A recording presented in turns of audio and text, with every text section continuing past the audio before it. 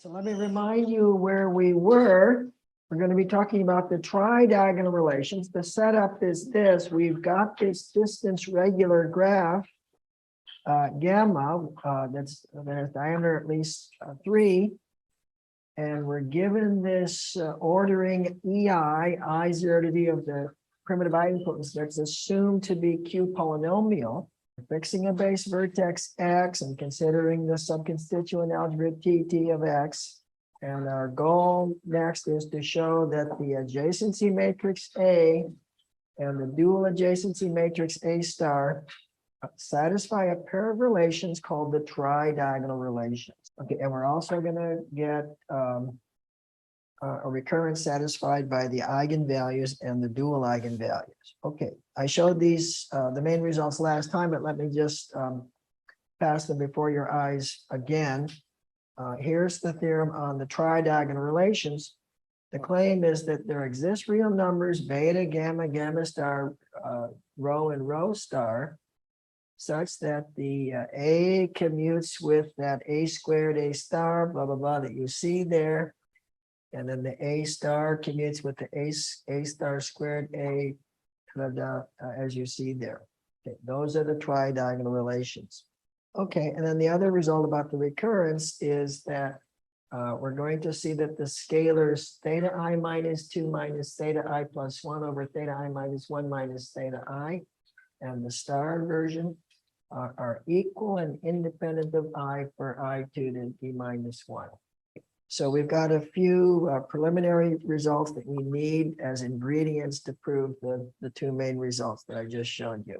Okay, let's see this first one. I guess I mentioned it last time. We've got these modified triple product relations for any I, J, and R. EI star A to the rth power. EJ star is either 0 if R is less than the difference between I and J. And it's non-zero if R is equal to the difference between I and J. And then same on the same for the dual version, stars versus non-stars. Okay, now I'm going to prove a sequence of results. Every result has a dual obtained by interchanging the A and the A star and the EIs and the EI stars. I won't state every dual explicitly. It's just understood that it exists. So here's the first result.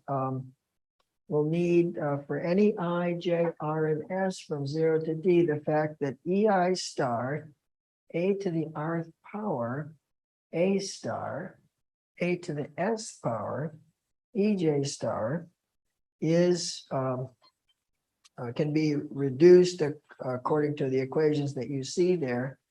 The whole thing is a scalar multiple of EI star, A to the power R plus S, EJ star, if R plus S is equal to I minus J, and then the same thing with a different scalar if R plus S is equal to J minus I, and it's just 0 if R plus S is less than the difference between I and J. That's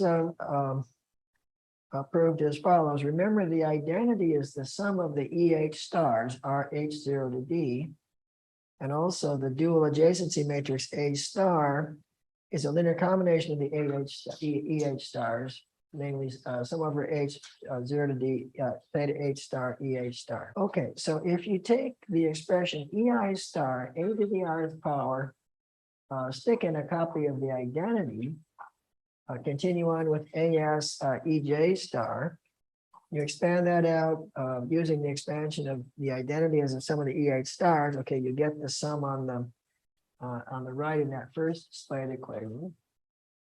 And then if you do the same sort of thing, starting with EI star, A to the rth power, A star, A to the S, EJ star, expand that middle A star out, you get a similar linear combination of those long products. Okay, but because of the tridiagonal the triangle inequality underlying the earlier triple product relations or the modified triple product relations, we see that in the two sums displayed there, there's actually only at most one term, or I guess exactly one term that's not 0. And combining the resulting equations, you get the results in this lemma state. Okay, now here's an interesting result. For I0 to D minus 1, the expression EI, A star, EI plus 1, minus EI plus 1, A star EI, equal to the following product. First factor is E naught plus E1 up to EI, okay, all times A star, and take away A star times the same sum, E naught plus E1 up to EI. Okay, so so what's of interest here is that we start with an expression on the left-hand side that's in A star M, or more generally M star M, and we reduce it to something, the thing on the right-hand side, which is contained in M star plus M star M. We get a kind of reduction rule. Okay, this will be very useful. How is it proved? For Aj, 0 to D minus 1, Ej A star is equal to Ej A star times the identity, which we view as the sum of the primitive idempotents, E naught plus E1 out to ED. Okay, but for any J, Ej A star, any EI is going to be 0 unless the J and the I differ by at most 1. And so in that sum in the first display, most of the triple products are 0. The only ones surviving are Ej A star, Ej minus 1, and then Ej and Ej plus 1. Okay, then similarly, putting the Ej on the right-hand side at first instead of the left, A star Ej is going to be the sum of Ej minus 1, A star Ej, plus Ej, A star Ej, plus Ej plus 1, A star Ej. Okay, so if you now take the equations that I've got displayed there and sum them over J, 0, 1 up to I, you find that almost everything cancels. I didn't say it quite right. So you take the first display and you sum that over J, 0 to I. You take the second display and sum that over 0 to J, 0 to I, and then you take the difference between the two sums. Okay, then at that point, almost everything cancels.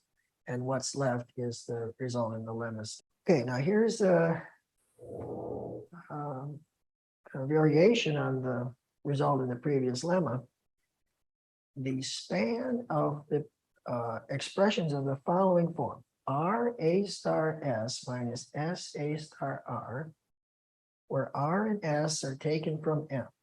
Okay, that span is actually equal to the set of expressions Y A star minus A star Y, Y coming from M. Okay, so we going from left to right, we get this reduction. Something in M star M is revealed to be equal to something in M star plus M star M. Okay, so this result follows from the previous lemma. Basically, here's the idea.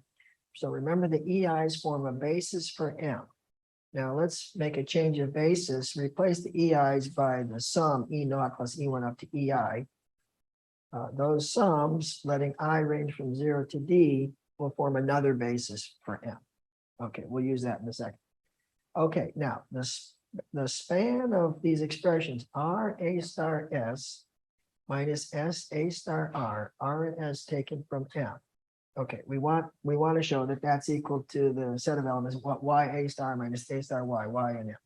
Okay, why is that? So take the initial span, and those R's and S's, without loss, we can assume those are primitive idempotents, EIs and EJs, because those primitive idempotents span M, form a basis for M. So that the initial span is equal to the span of the expressions EI A star EJ minus EJ A star EI, okay, I and J 0 to D. Okay, but now remember those triple products EI A star EJ are actually 0 unless I and J differ by at most 1. Another thing we see here is that if I is equal to J, we're looking at expressions EI A star EI minus the same thing. Of course, that's 0, so we can neglect the case where I and J are equal. So, and then considering the symmetry of expressions we're looking at, we see that actually the only expressions that survive are the ones where the J is equal to I plus 1. Okay, so we're down, so the initial span is revealed to equal the span of the expressions EI A star EI plus 1 minus EI plus 1 A star EI, okay, I 0 to D minus 1. Okay, we're down to just D spanning elements now. Okay, but now that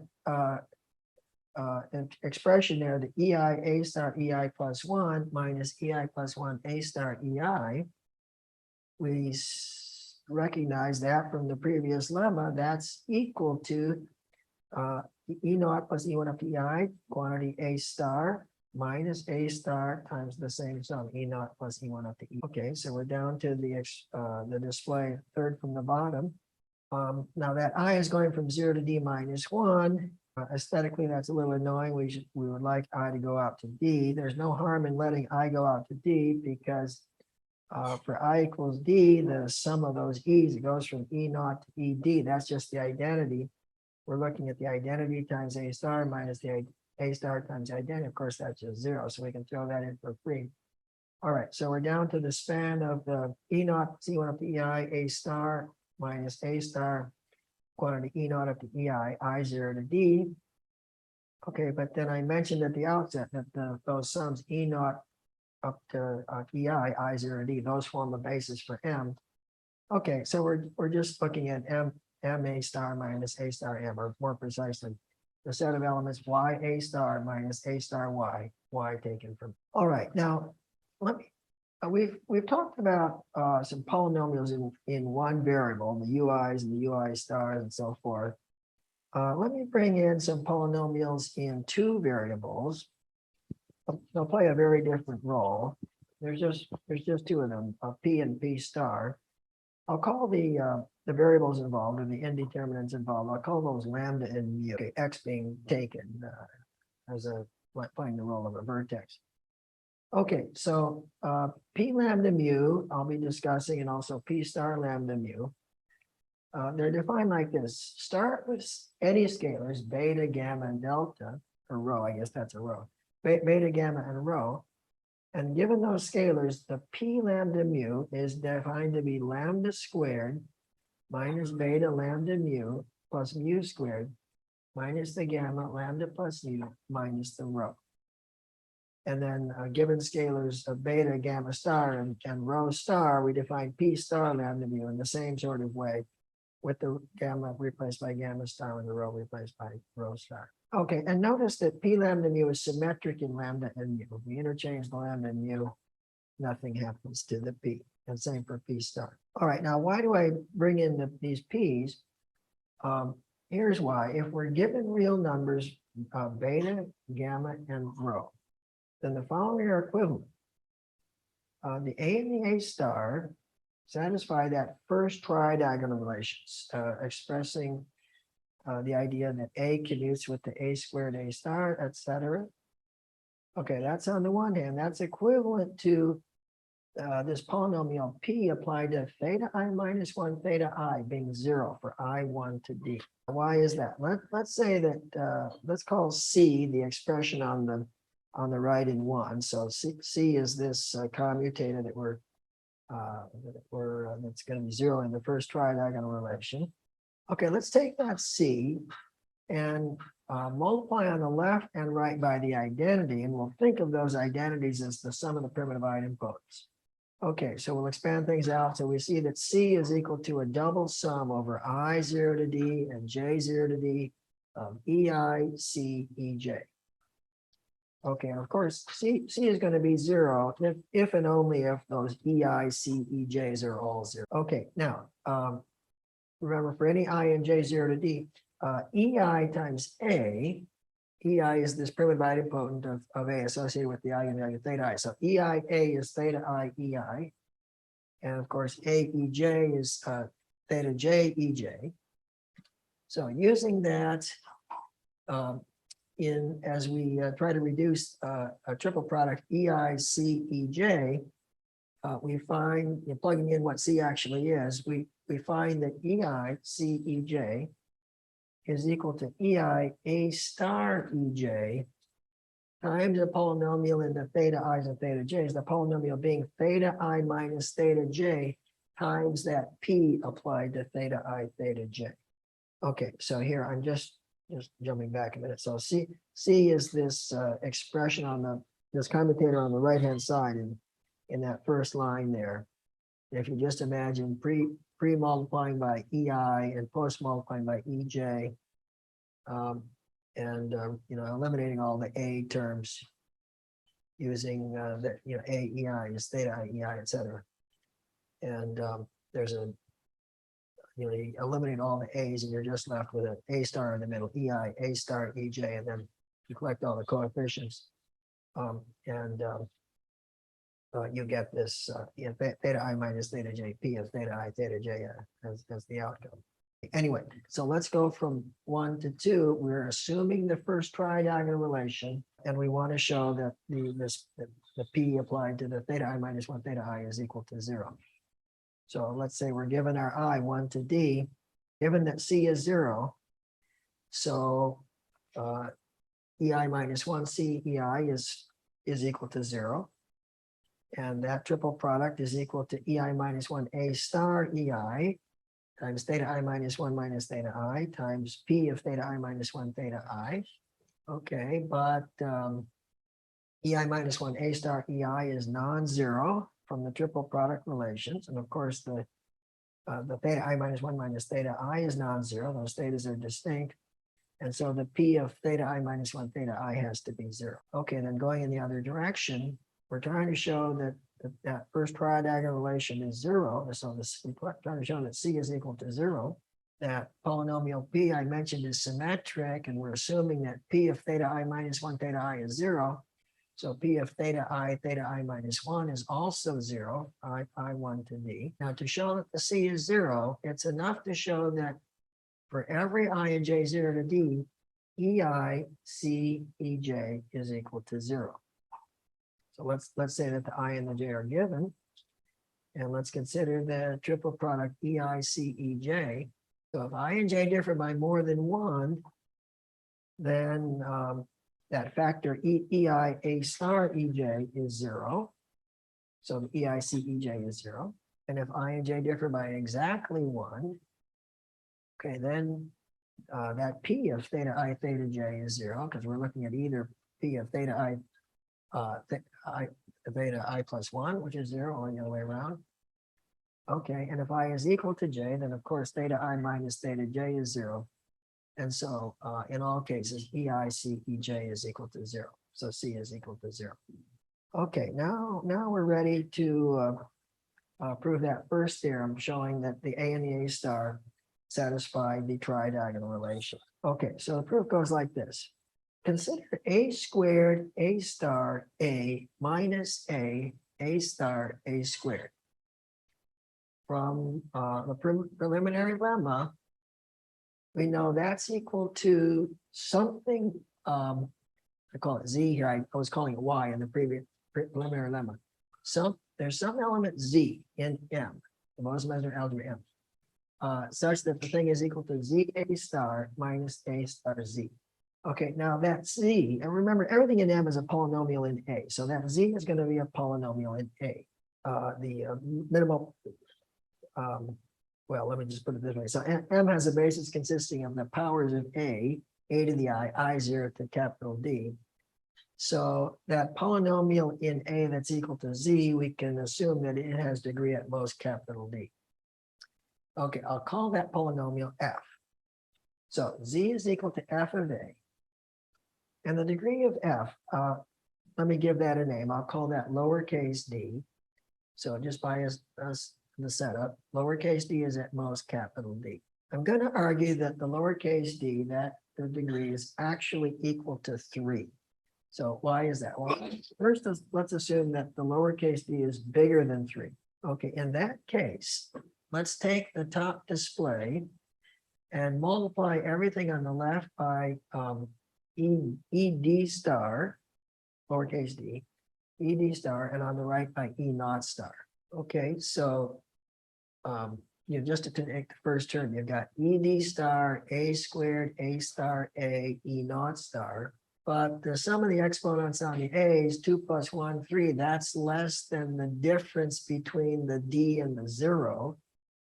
And so by one of the preliminary lemmas, you're just going to get 0. Okay, and the same sort of thing is going to happen for the second term as well. But on the other hand, on the right-hand side, because that z has degree d, after the pre and post multiplication by the ed star and the e naught star, you're going to get something that is not apparently 0, leading to an equation, the middle equation displayed there, that 0 is equal to a subconstant c times theta naught star minus theta d star times ed star a to the d power e naught star, where c is the leading coefficient of the polynomial f. Okay, so just by construction, the c is non-zero. Theta naught star minus theta d star is non-zero. And we saw earlier that triple product, ed star a to the d power e naught star, is non-zero. Okay, so the right-hand side is non-zero, left-hand side is, we got a contradiction.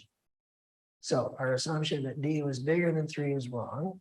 Let's assume now that d is less than 3. Okay, we'll play the same sort of game. We'll take each term in that original equation, multiply on the left by E3 star and on the right by E naught star.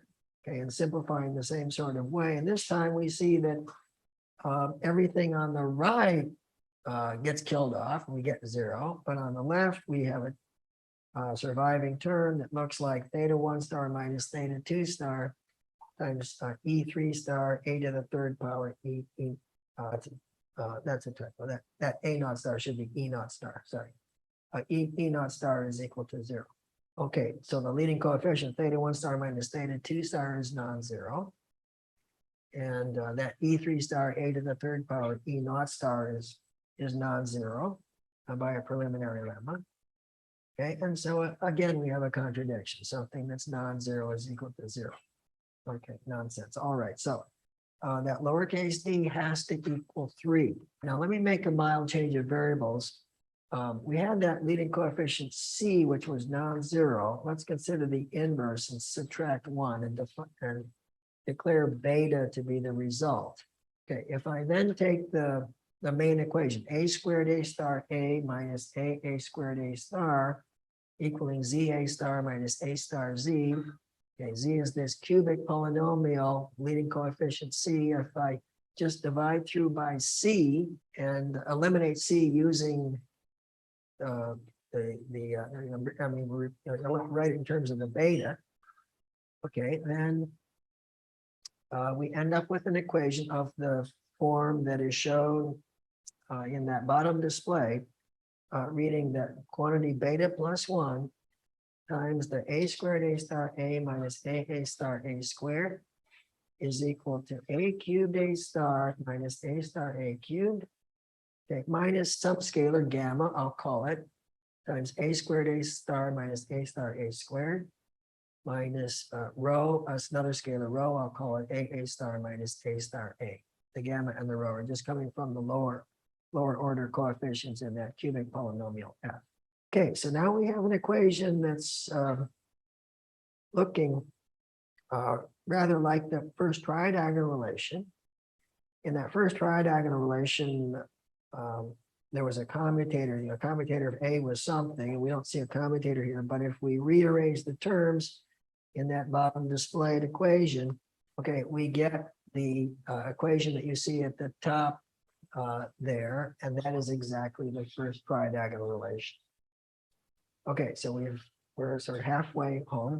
We have now established the first tridiagonal relation, and we could, at this point, we have a little choice to make. We could simply repeat the argument with the a and a star interchanged, and that would more or less give us the second tridiagonal relation, but there's a little problem that develops if you take that route. You end up with a potentially different value for the beta. So you'd end up with some, 3 new scalars, beta star, gamma star, and rho star. And what actually happens is that the beta equals the beta star, but it won't be evident if you from that, if you take that route in your argument. So I'll take a slightly different route that will make it more clear why the beta star is equal to the beta. Okay, anyway, so we've got this first tridiagonal relation, and then I'm going to end up with the second tridiagonal relation by manipulating it a little bit. So I'll take that first tridiagonal relation, and I'll take any integer I2 to d minus 1, and then I'll multiply every term in the first tridiagonal relation by e star I minus 2 on the left, and on the right by ei plus 1 star. Okay, and then after simplifying, I'll end up with an equation that reads 0 is equal to ei minus 2 star, a to the third power, ei plus 1 star, okay, times a scalar coefficient, which reads as you see there, theta star I minus 2 minus beta plus 1, theta I minus 1 star plus beta plus 1, theta I star minus theta I plus 1 star. And we recognize that expression from the section on the recurrences, three-term recurrences, from the preliminary lemma ei minus 2 star, a to the third power, ei plus 1 star, that's non-zero. So that coefficient has to be 0. And therefore, the sequence of theta I stars is beta recurrent. That was just the meaning of the beta recurrent, that expression was 0 for every I.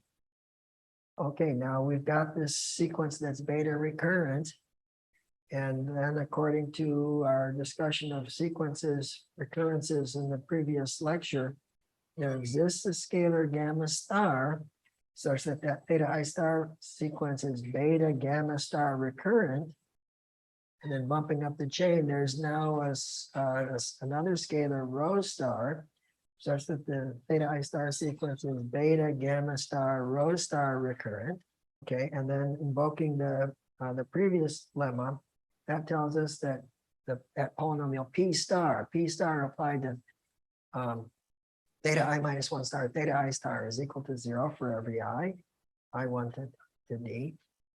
And we had another previous lemma that said that happened exactly when the second tridiagonal relation was satisfied. Okay, using now the beta, there's no beta star here. The original beta together with the gamma star and the rho star. Okay, so we've now obtained both tridiagonal relations. All right, and now on to that second theorem. I'm going to give a more comprehensive version of that second theorem, and the second theorem will follow from this comprehensive version. Okay, the comprehensive version goes like this. We've got our scalars beta, gamma, gamma star, rho, and rho star coming from the tridiagonal relation. Okay, and then the first claim is that the expressions theta I minus 2 minus theta I plus 1 divided by theta I minus 1 minus theta I, and the star version, they're both equal to beta plus 1 for all I, 2 to d minus 1. Okay, also the gamma is equal to theta I minus 1 minus beta theta I plus theta I plus 1 for all I. Similar for the gamma star. And then the rho is given by that expression involving the quadratic expression involving the theta i's, and similar for the rho star. Okay, these equations all come from the various versions of three-term recurrence that we discussed last time. Let me start with item 5. So item 5 is involving that quadratic. Okay, so we have shown that the first tridiagonal relation holds. So that means that polynomial P applied to theta I minus 1 theta I is 0 for all I1 to d. That's telling us that the theta I sequence is beta gamma rho recurrent. And that condition 4 is saying that exactly that the theta I is beta gamma rho recurrent. Okay. Condition 5 is just the star version of condition 4. Condition 2 rather. What was condition 2? Condition 2 is about the gamma equaling theta I minus 1 minus beta theta I plus theta I plus 1. Okay, so that condition 2 is saying that the theta I sequence is beta gamma recurrent. Okay, but we know that the theta I sequence is beta gamma delta recurrent, and then one of the lemmas from the previous lecture says that that implies that the theta I sequence is beta gamma recurrent. So we get condition 2. Okay, condition 3 is similar. And condition 1 is saying that the theta i's are beta recurrent. Okay, but that follows from the fact that the theta i's are beta gamma recurrent. Okay, similar for the theta I stars. So we've got this comprehensive version of the 3-term recurrence, and that theorem 2 is an immediate correlate. Now let me mention a few comments about these tridiagonal relations. Those two tridiagonal relations are the defining relations for the so-called tridiagonal algebra. The tridiagonal algebra is defined by generators and relations. There are two generators, call them A and A star, and two relations, which are the tridiagonal relations. Okay, now there are several important special cases of the tridiagonal algebra. One special case is the universal enveloping algebra for the Onsager-Lie algebra. Another special case is the Q-Onsager algebra, OQ. And a third important special case is the UQ plus. This is the positive part of the Q deformed enveloping algebra for UQSL2 hat, or often called the quantum affine UQ algebra UQSL2 hat. That takes me to the end of lecture 3. Let me jump, let's take a 10-second break and we'll get into lecture 4. Okay, so here's an overview of what will be discussed in lecture 4. I'll talk about the primary T module and the Askey-Wilson relations. We saw the primary T module already, but we're going to say a bit more about it. And then we'll get into the Pascasio characterization of the Q-polynomial property. Then we'll look at distance regular graphs with classical parameters, and then the balanced set characterization of the Q-polynomial property. And then we'll get into some discussion of future directions for future research. Okay, so about the primary T module and the Askey-Wilson relations. So we're continuing to discuss a distance regular graph gamma with diameter d at least 3. We're fixing a base vertex x and considering the subconstituent algebra t of x. Okay, now like I mentioned, we've discussed the primary T module already. That was without the assumption of Q-polynomial. Now we're bringing in the assumption of Q-polynomial, and we're going to say a bit more about that primary T module. Okay, so throughout this section 16, we're assuming that our graph gamma is Q-polynomial with respect to a given ordering EI, I0 to D, of the primitive idempotents. So the first observation is this. For the primary T module, which I'll remember is called MathCal V, with respect to that basis of bold 1 sub I, remember bold 1 sub I was the characteristic vector of the ith subconstituent with respect to our base vertex x. Okay, with respect to that basis of 1 sub i's, the matrices representing A and A star are, as you see there, for a tridiagonal matrix, irreducible tridiagonal matrix, should look familiar with the intersection numbers, the CIs, the AIs, and VIs down the diagonals. And then the A star is diagonal with the dual eigenvalues down the diagonal. That's the first half. And then the second half is about that other basis, the bold 1 stars. So with respect to that basis, the matrices representing A and A star are the same sort of thing, but now the roles are reversed. A is a diagonal matrix with diagonal entries, the eigenvalues, those theta i's. And A star is represented by a tridiagonal matrix with the CI star, the AI star, the BI star. Those were Krein parameters, remember, down the 3 main diagonal strips. All right, so this lemma is just a consequence of the earlier description of our primary module. It's revealing a very interesting feature of this primary module, namely that in one basis, A is tridiagonal and A star is diagonal. And in another basis, it's the other way around. A is diagonal and A star is tridiagonal, irreducible tridiagonal. Okay, and so that immediately leads to the next result that says that the pair A star acts on the primary T module as a Leonard pair. Leonard pair, remember that was a tridiagonal pair for which the eigenspaces of the A and the eigenspaces of the A star are all of dimension 1. Okay, that's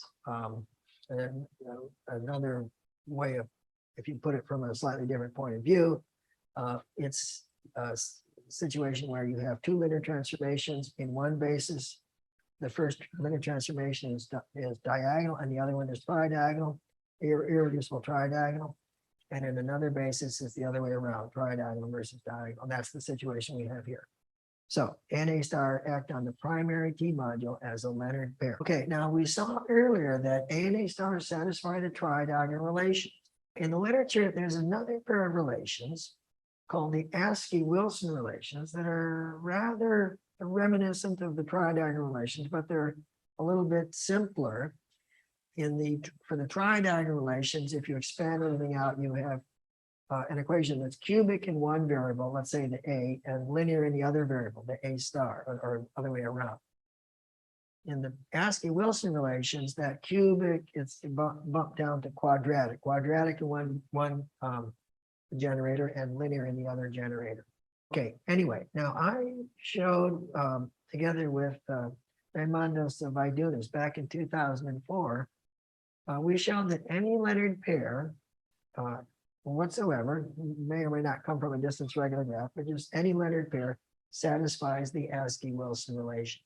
That implies that since we've already argued that A and A star act on the primary T module as a Leonard pair, apparently the A and A star satisfy the Askey-Wilson relations on the primary T module.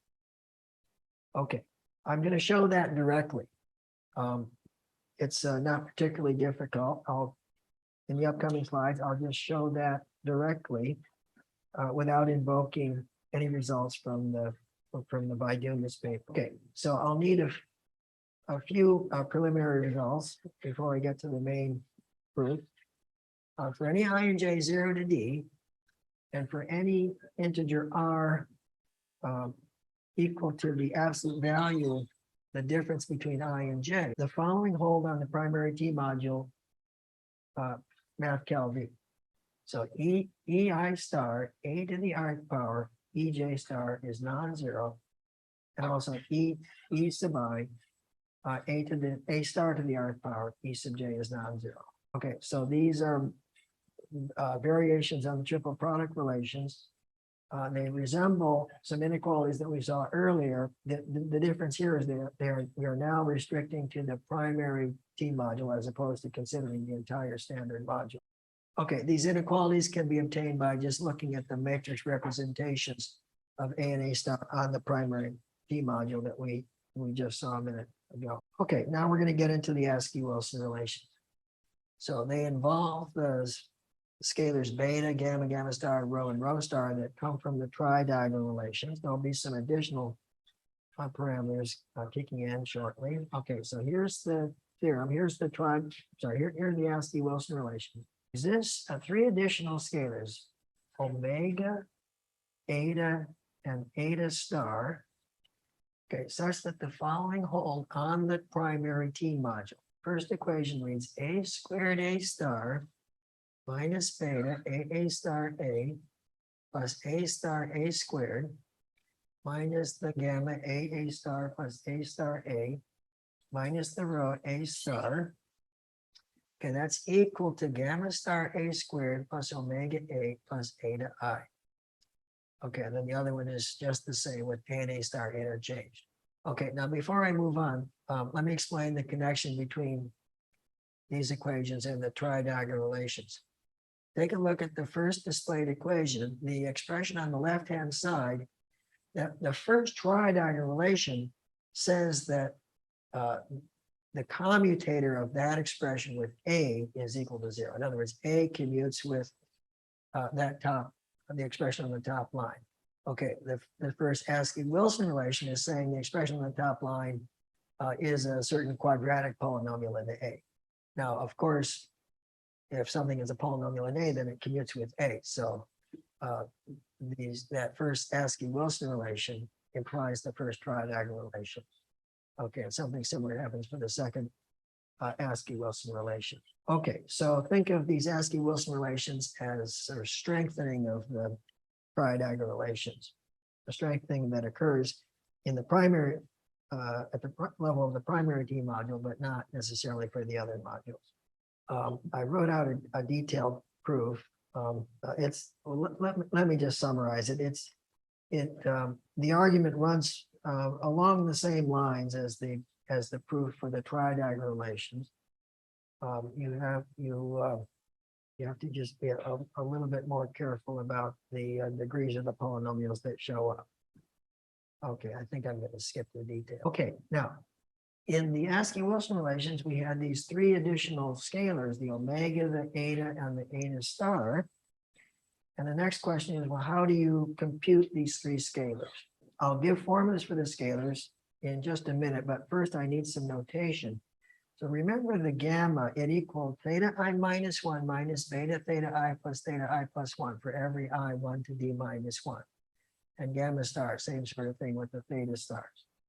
Let me define theta sub minus 1 and theta sub d plus 1, and then the starred version of those things in the following way. I just defined those scalars so that the two displayed equations 1 and 2 there are satisfied for I equals 0 and I equals d. So in other words, setting I equals 0, we see that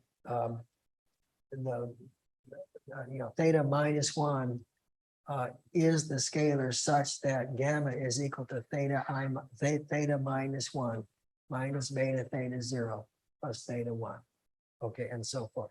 All right, so I've now defined theta minus 1, theta d plus 1, and so forth. Okay, they'll show up shortly. Okay, now remember those polynomials, capital P and capital P star, involving two variables, lambda and mu. The following hold for I0 to d. P of theta I is equal to the product theta I minus 1 times theta I minus theta I plus 1. Okay, then similar for the star. Okay, that first equation is actually the same as that last lemma in the section on recurrent sequences in disguise. If you take the P shown in the top display and you just replace the lambda and the mu by theta I, okay, you get some rather messy expression involving the theta I. And then using the fact that the theta I satisfy a three-term recurrence, you find that that messy expression actually factors nicely into what is shown in the first part of the lemma. Okay, anyway, we'll use that factorization. Okay, so we're trying to find formulas for the omega, the eta, and the eta star. This lemma shows the formulas. The omega, the eta, and the eta star satisfy the equations you see there. So omega is equal to ai star times theta I minus theta I plus 1 plus ai minus 1 star times theta I minus 1 minus theta I minus 2. Okay, minus the gamma star theta I minus 1 plus theta I. That's for every I 1 to d. And then omega has an analogous formula involving the dual formula obtained by replacing the ai stars by ai's and similar for the theta I. And then the eta is equal to ai star times the product theta I minus 1, theta I minus theta I plus 1, minus the omega theta I, which the omega we've got from the first equation, second equation, minus gamma star theta I squared, and then the star version. Let me explain where I'm getting these formulas. I'll start with the third formula, okay, the one involving the eta. Start with the first Askey-Wilson relation. Okay, and multiply each term on the left by EI and on the right by EI. And that shows that on that script V, that's the primary T module, after a reduction, you find that EI A star EI times the polynomial P applied to theta I is equal to EI times that scalar gamma star theta I squared plus omega theta I plus the eta. But on the primary T module, that first triple product, EI, A star, EI, is the same thing as AI star EI. Also, EI is non-zero on the primary module. And so in that first displayed equation, we have a scalar multiple of EI equaling some other scalar multiple of EI. Those scalar multiples, those coefficients have to be the same. That tells us that AI star times the polynomial P of theta I is equal to gamma star theta I squared plus omega theta I plus eta.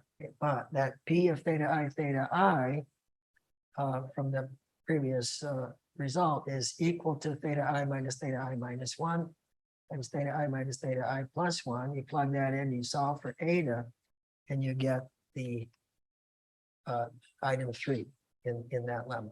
Okay, and then item 4 is the same sort of thing, the dual thing. And then what about the omega? The omega is obtained by subtracting equation 3 at I from equation 3 at I minus 1. Okay, and equation 2, the same sort of thing using item 4. Okay, now we're ready for the Pascasio characterization of the Q-polynomial property. The original result, due to Arlene Pascasio from around 2008, gave a characterization of the Q-polynomial distance regular graphs in terms of the dual eigenvalues, the theta I stars, and the intersection numbers AI.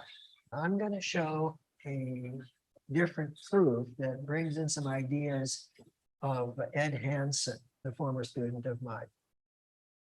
Okay, anyway, so throughout this section, I'm working with this distance regular graph gamma with diameter. Okay, now we've talked about Q-polynomial. Let me look at it from a slightly different point of view now.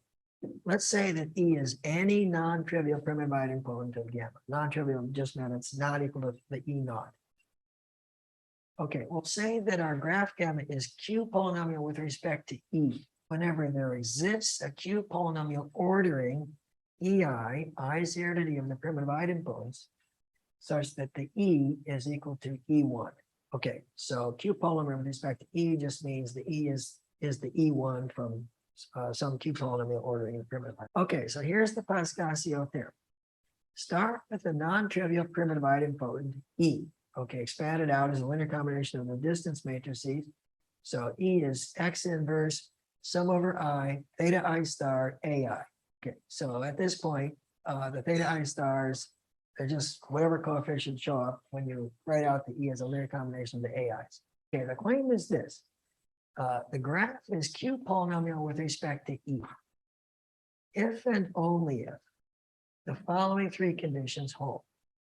So first of all, the theta I star is not equal to theta naught star for I1 to D. Secondly, there exists two scalars, beta and gamma star, such that for I1 to D minus 1, theta I minus 1 star minus beta theta I star plus theta I plus 1 star is equal to gamma star. So in other words, the theta I stars are that sequence, form a beta gamma star recurrent sequence.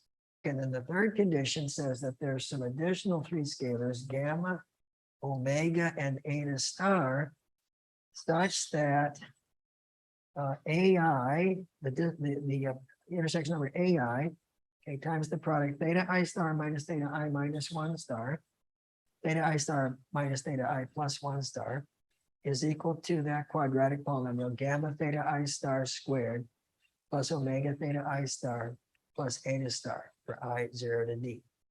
Okay, where since theta minus 1 and theta D plus 1 are showing up, we understand that those are defined using 3 by simply setting I equals 0 and I equals D. Okay, so the result can hardly be more attractive. These three conditions are the only things you need to check in order to establish that the graph is Q-polynomial with respect to the given E. All right, now I'm going to prove the result shortly. Let me bring in the Krein parameters, those QHIJs. Assume we're given a Q-polynomial ordering of the primitive idempots, the EIs, and let me abbreviate E for E1. I'm going to bring in another graph. I call it a graph. Think of it as a kind of diagram. It's it's got vertex set 0, 1 up to D. The edges are defined as follows. For any two vertices I and J, so some integer 0 to D now, we'll declare that the I and the J are adjacent whenever I is not equal to J and the Krein parameter Q1ij is non-zero. Okay, now in that diagram, delta E, I'm calling it, the vertex 0 is adjacent to vertex 1 and no other vertex. Okay, that's just a consequence of elementary facts about the Krein parameters. Q super 1, 0, J was delta 1 J. We saw that earlier.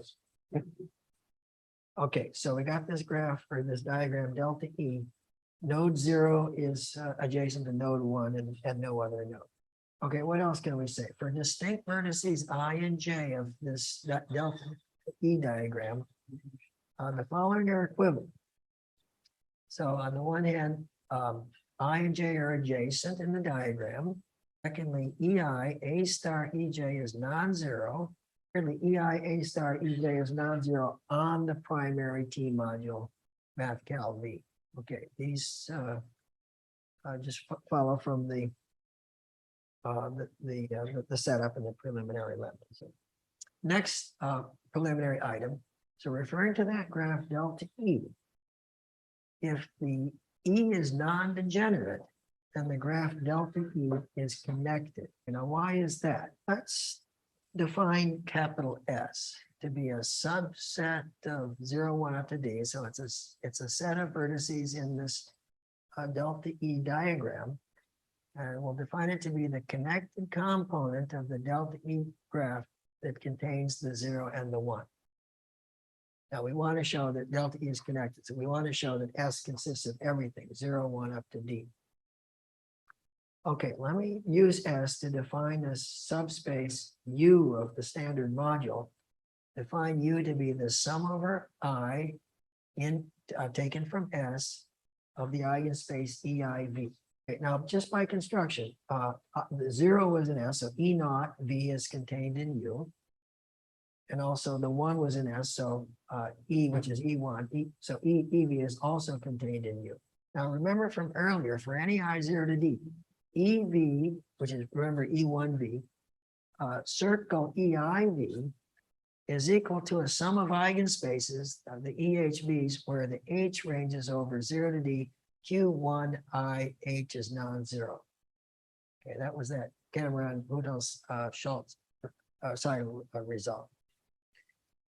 Okay, but from the way the U is defined with that S, we see that EV circle, anything in U is back in U. E was non-degenerate. So in the function algebra V is generated by EV, but U is, EV is contained in U, EV circle U is equal or contained in U.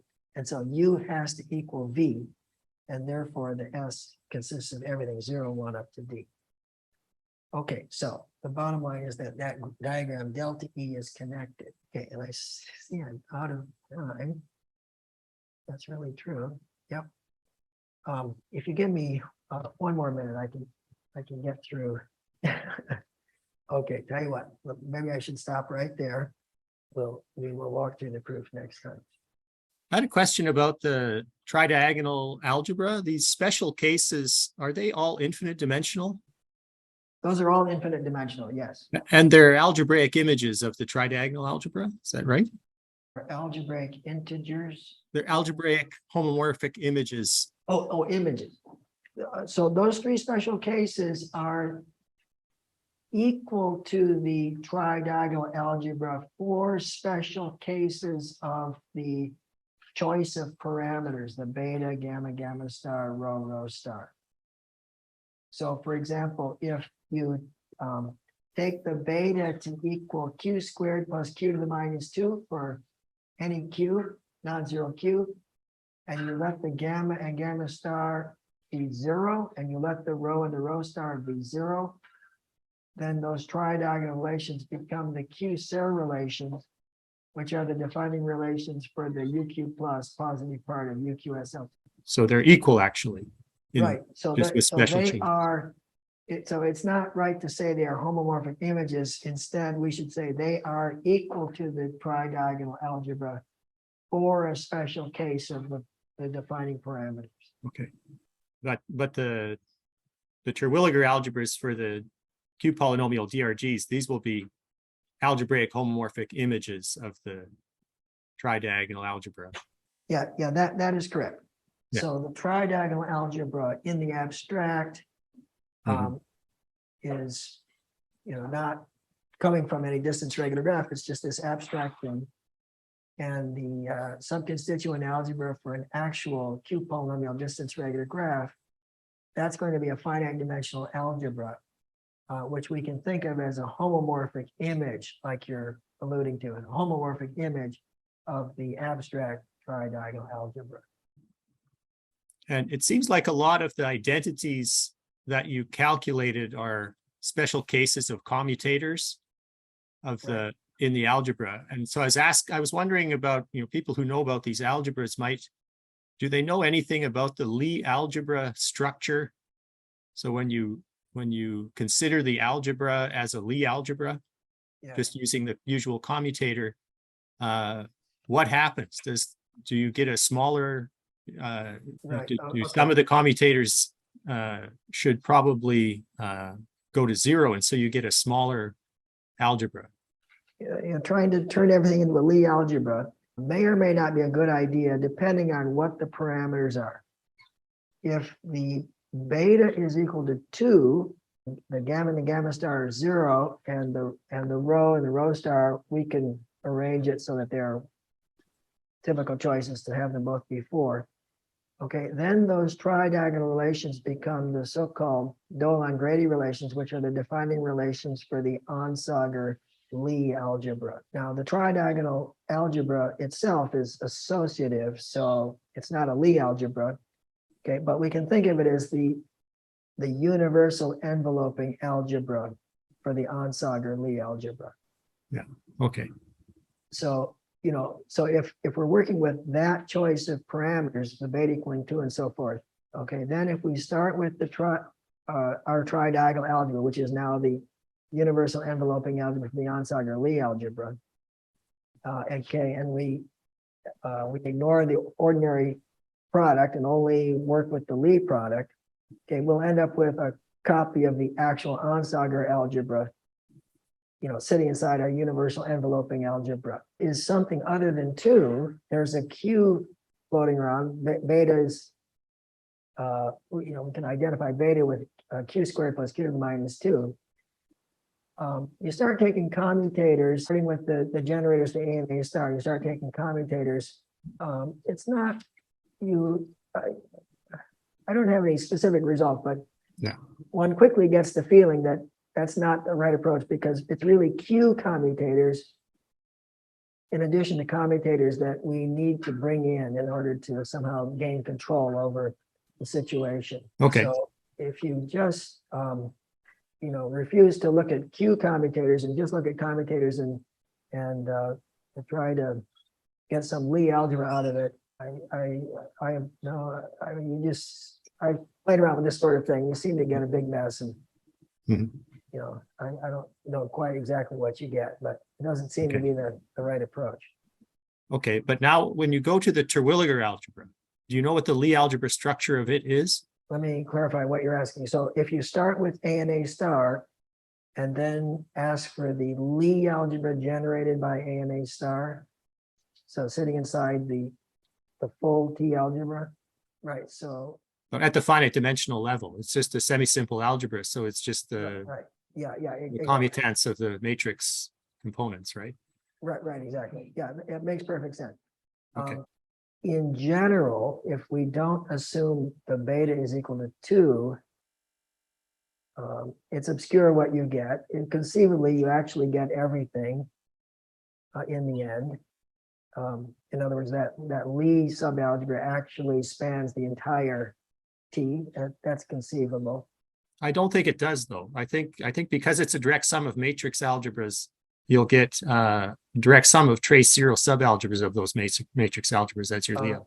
Okay, you make a good point. I agree with that. Yeah, that's a good way to think of it. So, and I'm thinking that some of the formulas for central elements may come out as, Lie products that go to zero, or sort of degenerate elements in the Lie product. Yeah. Okay. So you're right. The Lie subalgebra generated by the A and the A star is not, in general, not going to span the entire algebra T. You're gonna, because of this whatever picture that you described. We can talk about this when I'm there, I guess. Okay. Good question. Anything else? Can I ask a quick question? Yeah. So if we have a Q-polynomial distance regular graph having Q rocket type, Right. and we have the adjacency matrix A and zero adjacency matrix A star. Yeah. And we think of the Askey-Wilson relations on the primary P module. Then the parameters beta, alpha, beta, gamma, gamma star, etc. are parameterized in terms of the Leonard parameters known SS and so on. So when we think of the algebra generated by A and A star, the weighted relations, Askey-Wilson relations, and by taking some limiting case for the parameters, then we obtain some degenerate algebra generated by A and A star. Theoretically, right? Such algebra is kind of there's something about that degenerate the algebra generated by A and A star. I'm not sure what you're getting at. So there. So We're starting with the given distance regular graph. yes, Q-rocket type, Q-polynomial Q-rocket type. Yeah. And consider the algebra generated by A and A star, Friday and algebra, but our relation is Askey-Wilson relations. Right. Then these coefficients in Askey-Wilson relations are parameterized to the R1, R2, etc. Those parameters. We call that algebra having Q-rocket type. And we take the limiting case or special case like R1, 0, F or something to get the lower level like the 0 Q-hand type or the Q-curve type, that the algebra corresponding to such limiting case or special case that is the degenerate Askey-Wilson algebra. Can I say that? Can you call it a degenerate Askey-Wilson algebra? Well, it's still, so the Askey-Wilson algebra, there isn't just one algebra. It's defined using some parameters. So it's really a family of algebras. Once you specify the beta, the gamma star, etc., then you're given the actual corresponding Askey-Wilson algebra. Okay, but then if we start with Q-rocket level, then we want to take limits and so forth. At the level of defining the Askey-Wilson algebra, we're simply taking some choice of parameters, beta, gamma star, etc., that don't correspond to Q-rocket anymore, but they correspond to some other family in the Leonard theorems setup. So in the most extreme case, we're down to the Crouchick level where the beta is equal to 2 and the gamma star is 0 and so forth. But then the corresponding algebra it's still called an Askey-Wilson algebra, so as opposed to a degenerate Askey-Wilson algebra. So maybe another way of putting it is the Askey-Wilson algebra doesn't just correspond to the Q-rocket level. It corresponds to any choice of parameters that comes up in Leonard's theorem. It isn't just one algebra, there's a whole family of algebras. One for every choice of the parameters. The questions? Okay, thank you.